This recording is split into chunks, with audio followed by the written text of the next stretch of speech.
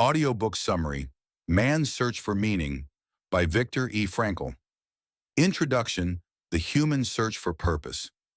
Have you ever wondered what keeps people going when everything seems lost?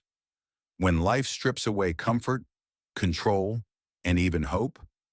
That's the central question behind Man's Search for Meaning.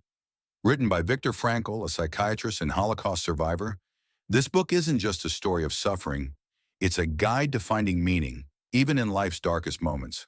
Frankl takes us inside the Nazi concentration camps, where he spent years during World War II, and shows how the human spirit can endure the unimaginable when it has a reason to live. Part 1. Life inside the camps.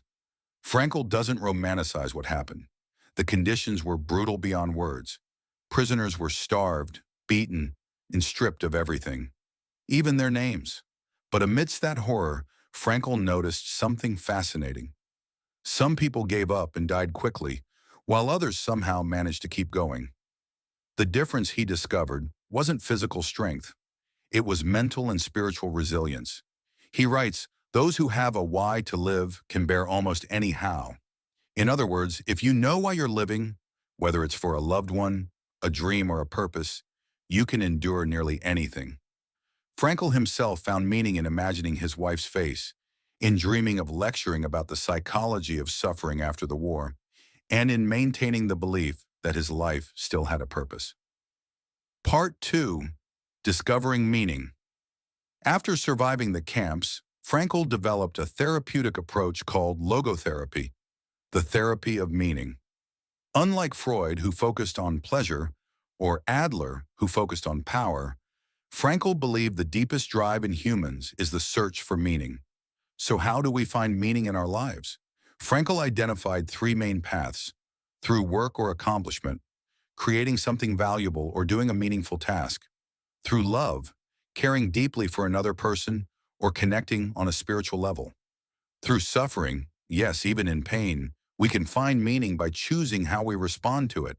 He explained that even when we can't control what happens to us, we can always control our attitude. He said, "Everything can be taken from a man but one thing, the last of human freedoms, to choose one's attitude in any given set of circumstances." Part 3. Freedom and Responsibility. Frankl reminds us that freedom isn't just about doing what we want. It's about choosing responsibly. He believed meaning comes when we take responsibility for our choices and our reactions.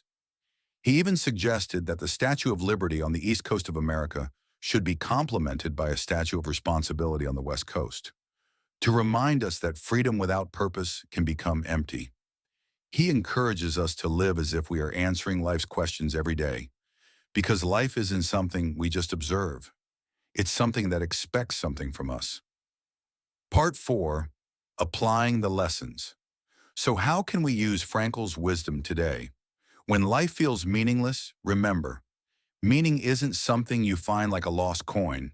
It's something you create. It could be through a project you care about, a person you love, or the strength you show in hard times. Think of life like a movie.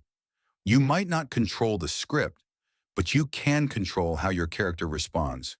Even in tragedy, your role still matters. Conclusion: the power of purpose. In the end, Viktor Frankl's message is simple but profound. Life never stops having meaning, not even in pain, loss, or despair.